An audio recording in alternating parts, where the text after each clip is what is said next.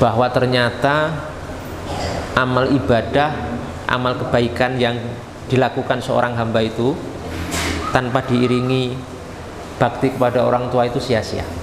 Jadi gini ceritanya itu. Hadis ini atau riwayat ini diriwayatkan oleh sahabat Anas bin Malik radhiyallahu ta'ala anhu. Mungkin sampean belum pernah dengar cerita ini. Jadi dulu di zaman Nabi itu ada seorang pemuda, atau enggak pemuda lagi ya, sudah punya istri, seorang laki-laki, namanya itu Alqamah. Siapa namanya? Alqamah. Ini seorang laki-laki. Alqamah itu pemuda yang luar biasa, disifati syadidul istihad, pemuda yang sangat sungguh-sungguh, sangat semangat dalam kebaikan. Jadi bukan model orang berusal itu, enggak. Bukan pemuda yang enggak pernah sholat, bukan pemuda macam preman, bukan. Syadidul istihad, sangat semangat dalam ibadah, dalam kebaikan. Azim sodaqah, sifat lainnya itu azim sodaqah.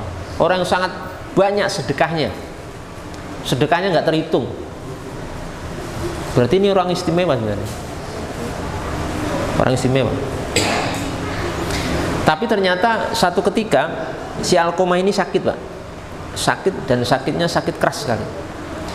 Sakitnya kemungkinan besar akan membawa kematiannya, karena sudah kemungkinan besar nggak tertolong, sudah di ujung tanduk lah, sudah di ujung kematiannya, sakit keras.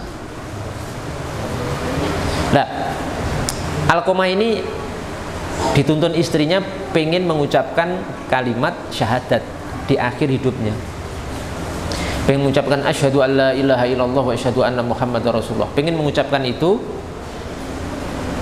menjelang kematiannya. Tapi ada hal aneh, si orang ini tidak bisa, lisannya itu kalau diajak mengucapkan asyhadu alla ilaha illallah itu tidak bisa.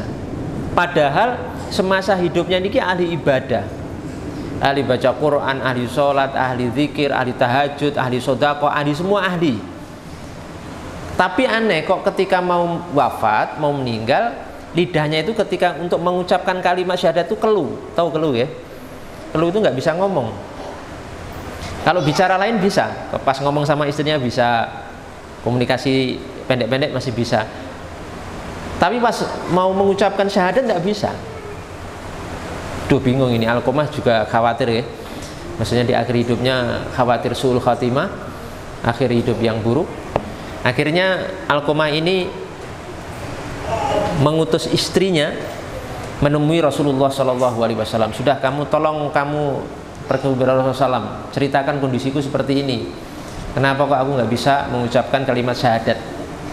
Aku pengen di akhir hidupku aku bisa mengucapkan kalimat syahadat.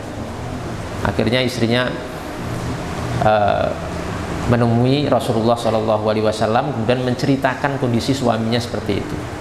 Ini suami saya kok nggak bisa mengucapkan, lidahnya itu nggak kaku, nggak bisa mengucapkan kalimat syahadat, mau meninggal, sakit keras. Padahal semasa hidupnya luar biasa, orang spesial, banyak ibadah, banyak kebaikannya. Ya sudah, akhirnya ketemu Rasulullah SAW. Setelah cerita, Nabi itu mengutus 4 sahabatnya, ke rumahnya Alqamah untuk melihat kondisinya seperti apa. Yang diutus itu pertama Ali bin Abi Thalib, kemudian Ammar bin Yasir, kemudian Salman Al-Farisi, kemudian ada 4 ya, ada 4. Ali bin Abi Thalib, kemudian Salman Al-Farisi, kemudian Ammar bin Yasir, kemudian Bilal bin Abi Robah. Ada 4 ya, ada 4 sahabat. Sudah, akhirnya 4 sahabat ini ke rumahnya Alqamah. Sampai diizinkan masuk ke rumahnya Alqamah, menemui Alqamah yang sudah diambang kematian itu. 4 sahabat itu mentalkin, Pak. Mentalkin itu ngajari kalimat syahadat. Coba kamu ucapkan asyhadu alla ilaha illallah. Coba ucapkan itu, ucapkan la ilaha illallah. Ternyata tidak bisa lagi. Ternyata tidak bisa juga mengucapkan kalimat tersebut. Duh, ada apa ini? Jadi sahabat juga bingung. Mungkin dikira sebelumnya kan yang mentalkin istrinya, wah kurang mantep ini. Oke, ganti sahabat lain lah. 4 sahabat ini yang menyuruh, dan ternyata juga tidak bisa mengucapkan kalimatnya, itu lidahnya keluh, kaku, nggak bisa mengucapkan kalimat asyhadu an la ilaha illallah atau la ilaha illallah. Saking bingungnya para sahabat ini, akhirnya dari 4 sahabat itu yang 3 tetap di situ di rumahnya Alqamah. Kemudian yang 1 Bilal bin Abi Robah itu disuruh kembali pulang untuk menemui Nabi. Laporkan kondisinya seperti ini. Alqamah nggak bisa, tetap nggak bisa mengucapkan syahadat. Akhirnya pulang Bilal. Pulang menemui Nabi SAW. Kemudian setelah itu diceritakan kondisinya seperti ini ya Rasulullah SAW. Nggak bisa, tetap nggak bisa. Aneh, kalau ngomong lain bisa, tapi ketika pas syahadat nggak bisa. Terus akhirnya Rasulullah SAW sudah punya feeling dengan wahyu ya, tahu ini mesti ada sebab tertentu ini. Akhirnya ditanya, apakah Alqamah masih punya orang tua? Bapaknya sudah meninggal ya Rasul. Kalau bapaknya sudah meninggal, tinggal ibunya. Ibunya pun itu sudah kabiratus sin. Kabiratus sin itu sudah tua renta, sudah sulit jalan. Sudah, kalau begitu aku pengen ketemu ibunya Alqamah. Waktu itu ditawari sebenarnya, ibunya Alqamah datang ke rumah saya atau saya ke rumahnya ibunya Alqamah. Tapi ternyata ibunya Alqamah ini yang sudah tua renta, sebenarnya jalan sudah sulit, itu pilih untuk datang kepada Rasulullah SAW, nekat berjalan untuk bertemu dengan siapa? Rasulullah Shallallahu Alaihi Wasallam. Sudah jalan sampai di rumah Nabi. Kemudian terjadi obrolan. Ditanya, ibunya ini ternyata menyampaikan tentang anaknya si Alqamah itu sama yang diceritakan istrinya. Si Alqamah itu kata ibunya, ya karena yusolli kada, itu waktu masih sehat ya Rasul, itu ibadah sholatnya luar biasa. Bukan kelas sholat kita, cuma sholat wajib tok, sholat sunnahnya bolong-bolong ya. Tahajudnya kalau mau, kalau nggak mau ya kita nggak tahajud. Alqamah nggak begitu Pak. Sholat wajib, sholat sunnah, sholat tahajud, sholat duha, apa yang dikerjakan ini. Dan kata ibunya juga, wa yasumu kada, puasanya juga luar biasa. Ini puasa sunnah ya, ini wajibnya udah jelas. Puasa sunnahnya itu Senin Kamis juga puasa. Bahkan mungkin nggak hanya Senin Kamis, puasa Daud sekalian. Setiap hari selang-seling, sehari puasa, sehari tidak puasa, sehari puasa, terus begitu. Puasa Arafah, puasa ini semua dilakukan. Puasa di tengah bulan Ayyamul Bid, tanggal berapa? 13, 14, 15 tiap bulan semua dilakukan. Kurang apa ya? Wa kana yatasaddaqu bi jumlatin minad darahim mayadri kam waznuha. Sedekahnya si anakku ini, sedekahnya luar biasa ya Rasul, banyak sekali. Sedekah dirham, darahim, sampai banyaknya sedekah yang dikeluarkan oleh dia itu sampai nggak bisa dihitung, terlalu banyak. Sedekahnya itu mungkin kalau sekarang ya mungkin sudah miliaran lah. Bukan seperti kita, sedekah kita itu hari Jumat yang dicemplungkan berapa? 2000. Itu sedekah kita. Itu untung ada kotak lewat. Kalau nggak ada kotak lewat juga lupa juga kita nggak sedekah. Nah Alqamah ini enggak Pak. Alqamah ini sedekahnya sampai tidak bisa dihitung. Mungkin ada ya, saya pernah dapatkan orang itu, dia itu mengkafili, mengurusi anak yatim itu 2000 anak yatim. Itu baru jas. Jadi merawat 2000 anak yatim, dibiayai sendiri. Orang kaya tapi sampai digunakan hartanya begitu. Sampai begitu. Nah, sudah dijelaskan seperti itu. Ya, kondisinya. Setelah menceritakan seperti itu, Nabi tanya, "Famahaluki wa haluh." Lah terus masalahnya ada apa kamu dengan anakmu? Nah, ibadahnya oke, tirakatnya luar biasa, kebaikannya sudah jangan tanya. Tapi kok seperti ini kondisi anakmu, kamu dengan anakmu ada apa? Famahaluki wa haluhu. Ada apa kamu dengan anakmu? Wah, ini sudah feeling Nabi ya, karena dapat wahyu, kayaknya ada masalah antara ibu dan anak. Maka kemudian si ibu ini cerita, ya benar, saya pernah satu kali marah besar kepada anakku, sampai hari ini saya masih marah. Cuma satu masalah. Apa?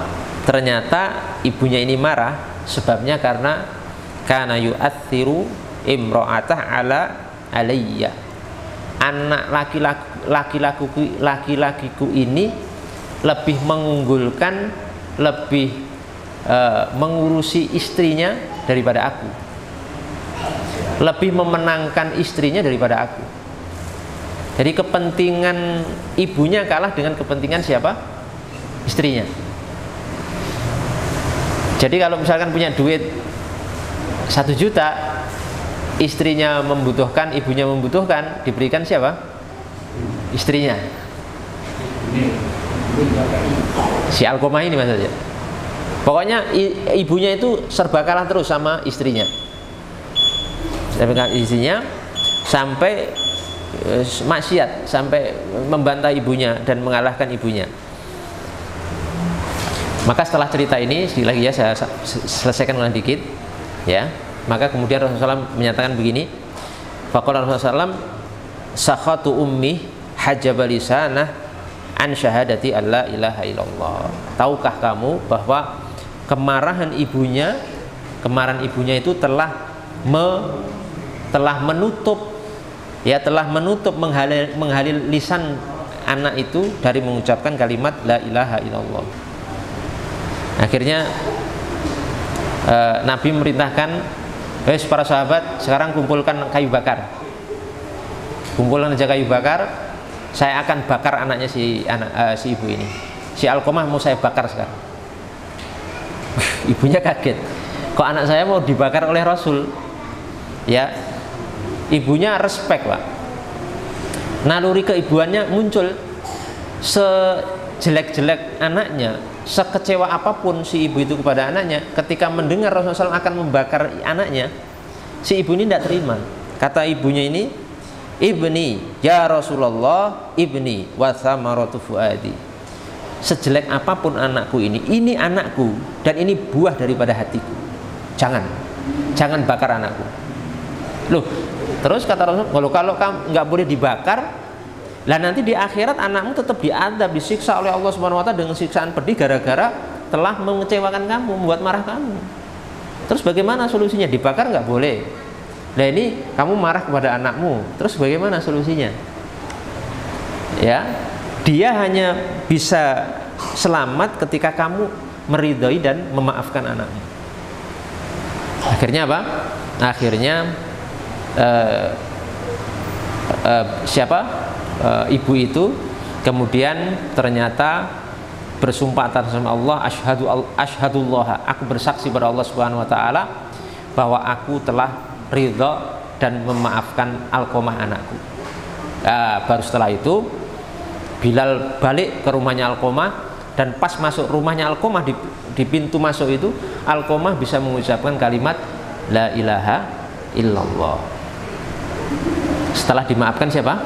Ibunya langsung bisa mengucapkan kalimat la ilaha illallah, yang akhirnya kemudian Rasulullah SAW ketika beliau langsung setelah itu langsung meninggal dunia Alqomahnya, kemudian Nabi memerintahkan untuk dimandikan, dikafani, kemudian akhirnya Nabi SAW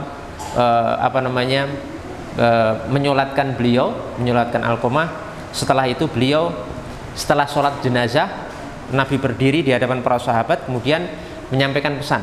Pesannya, ya ma'syaral muhajirin wal ansor, wahai sekalian sahabat muhajirin wal ansor, man faddala zaujatahu ala ummi, siapapun anak laki-laki yang lebih mengunggulkan istrinya daripada ibunya, fa'alaihi la'natullah, maka dia akan mendapatkan laknat Allah Subhanahu wa taala, wala yuqbalu minhu sarfun wala adlun, dan ibadahnya yang wajib ataupun yang sunnah tidak akan diterima oleh Allah Subhanahu wa taala. Maka untuk para suami, jangan pernah mengunggulkan istri-istri kita ya dibandingkan dengan siapa? Ibu kita. Anak laki-laki itu ibu tanggung jawab kita sebagai anak laki-laki sampai kapanpun, sampai kita punya istri, sampai kita punya anak, bahkan sampai kita punya cucu, itu ibu kita tetap menjadi nomor satu bagi kita. Karena ini peringatan penting, karena mungkin biasanya anak laki-laki itu kalau udah nikah lupa sama ibunya. Kalau ada masalah yang disalahkan malah ibunya. Kalau ada kepentingan yang dikalahkan siapa? Kepentingan ibunya, dan dimenangkan kepentingan siapa? Istrinya.